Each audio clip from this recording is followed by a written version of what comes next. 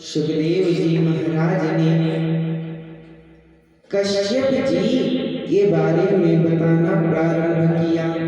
कश्यप जी की दो पत्नी हैं, दिति और अदिति। दिति है दैत्य माता और अदिति है देव माता। अदिति के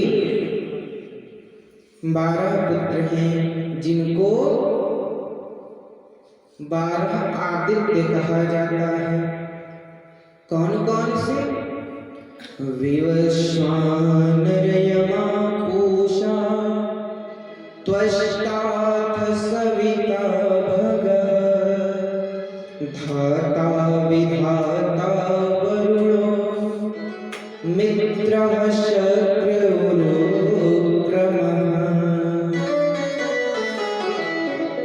विवस्वान अर्यमा पूषा त्वष्टा सविता भग धाता विधाता वरुण मित्र शक्र यानी इंद्र उरुक्रम यानी वामन भगवान।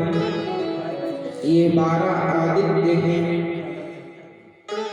इनमें से जो इंद्र हैं वो देवराज हैं, देवताओं के राजा। एक दिन की बात है, सभा में बैठे थे गुरु बृहस्पति जी। सभा में आ गए और कहा जाता है कि पदेन मदम भवति, पद में मद होता है। इस कारण से उनके सम्मान में ना खड़े हुए।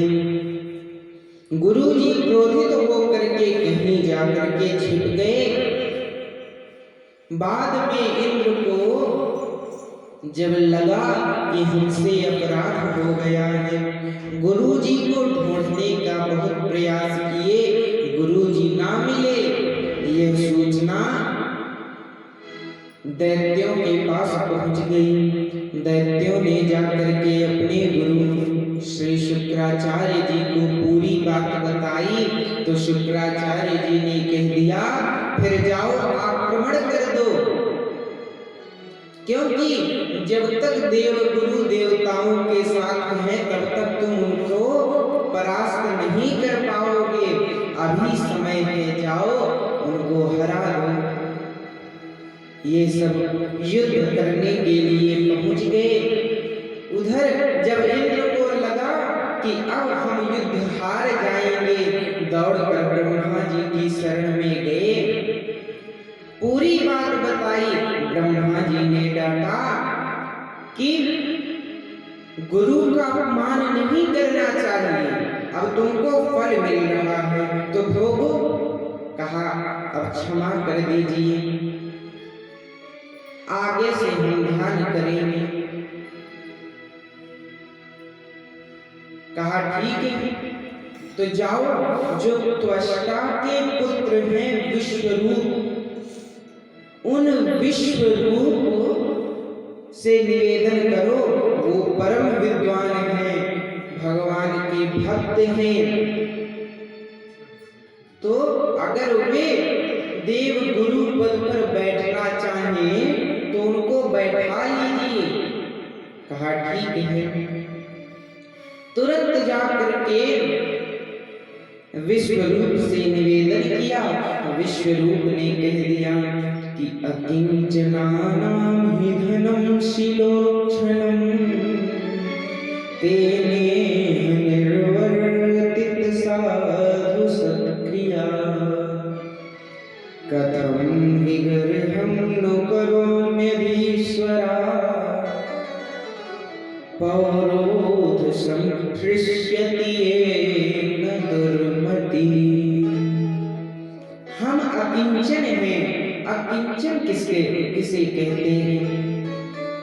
तो जब किसान फसल काट कर ले जाते हैं तो खेत में जो अन्न के दाने गिरे रहते हैं उन्हीं को इकट्ठा करके फिर स्वयं के लिए प्रयोग करे, वह व्यक्ति अकिंचन होता है।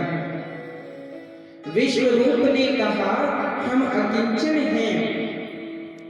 जो भी अन्न प्राप्त हो जाता है उसी से हम भगवान को भोग लगाते हैं, संतों की सेवा करते हैं और उसी से हम स्वयं भी गुजारा करते हैं।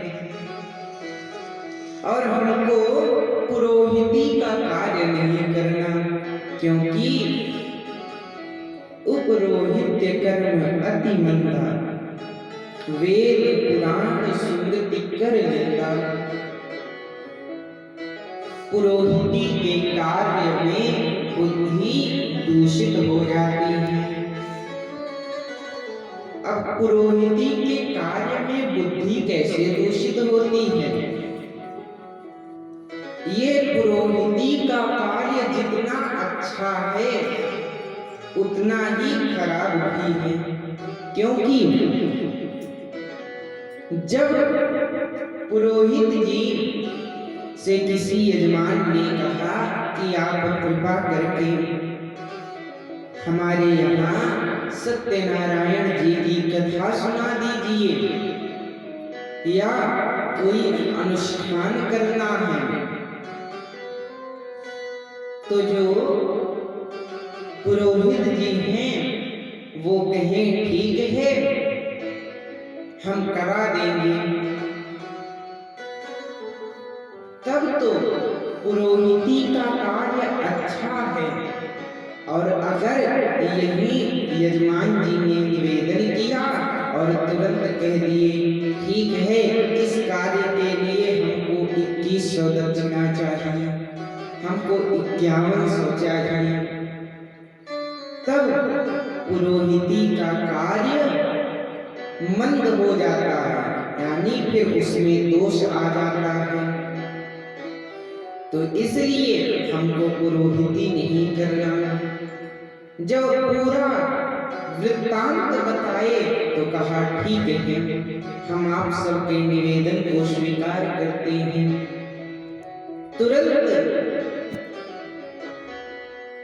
उन्होंने देव गुरु पद स्वीकार किया और